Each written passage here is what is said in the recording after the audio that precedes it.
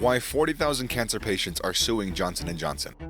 People have been utilizing Johnson & Johnson products for the past 136 years. And ever since then, the company has gained an enormous amount of growth as well as reputation. Everything from shampoo to medical equipment. For a significant amount of time, Johnson & Johnson was the driving force behind the advancement for healthcare. However, as time has progressed, the company's shadowy dealings have become more widely known. More people are developing diseases such as cancer.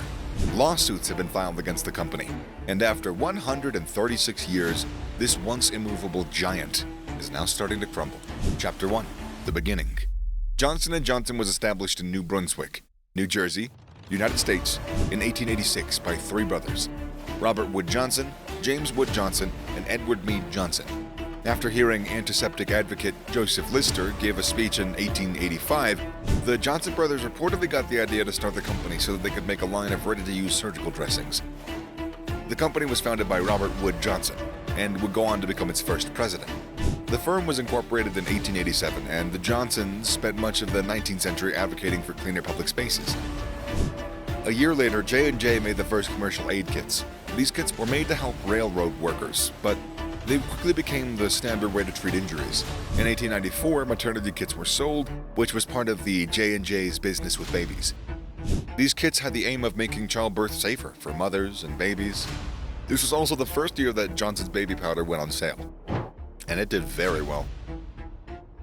Mary Lee, Robert Wood's granddaughter, was the first baby to appear on the label of baby powder.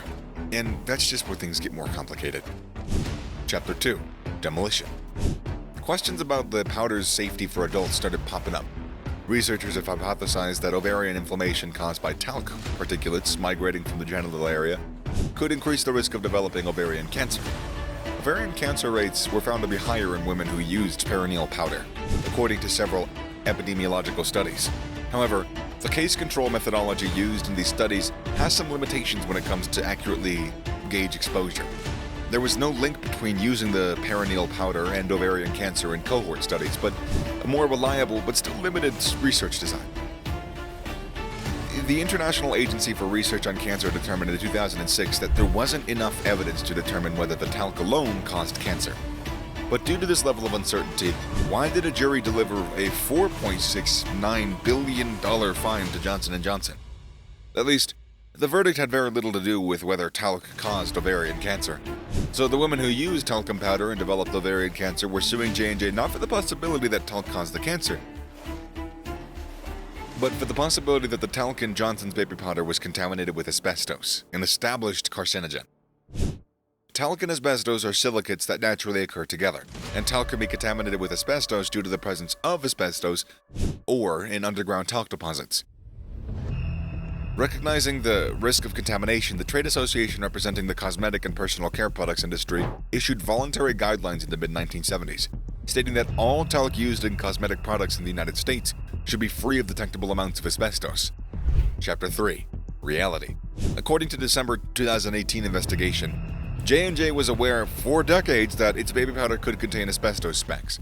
According to the news organization, from at least 1971 to the early 2000s, the company's talc powders sometimes tested positive for small amounts of asbestos.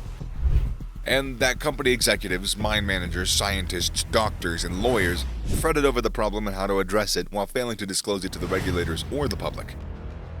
What's the significance of this? Although Johnson's baby powder accounts for only a small portion of J&J's annual revenue, it's considered essential to its carefully tended image as a caring company.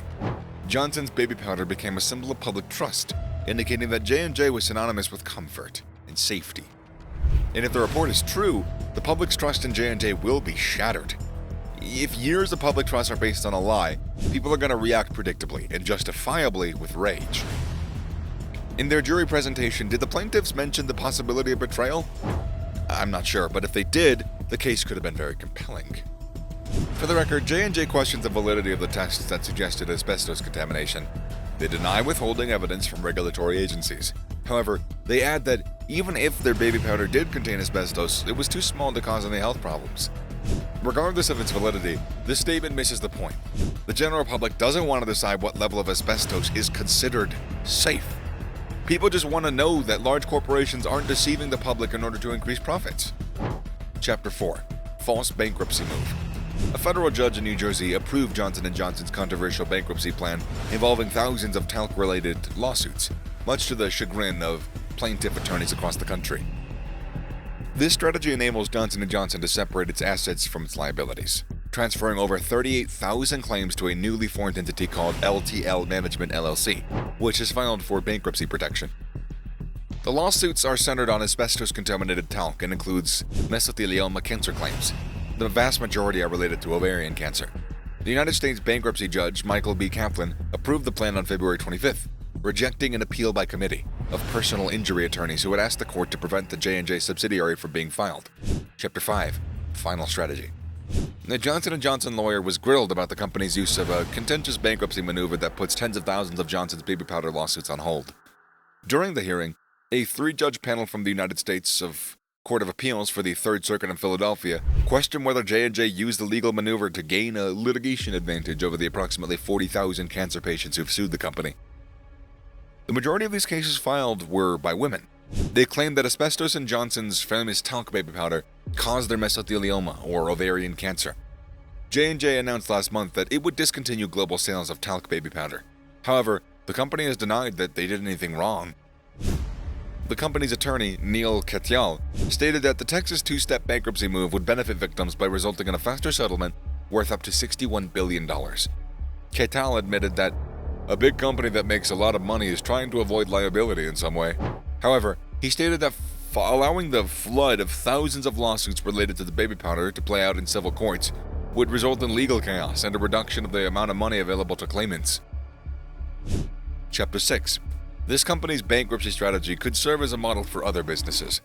Despite the fact that Johnson & Johnson continues to maintain that its talc products do not pose any health risks, the company has stopped selling many of its talc-containing products in the United States and Canada, as the number of personal injury lawsuits has increased.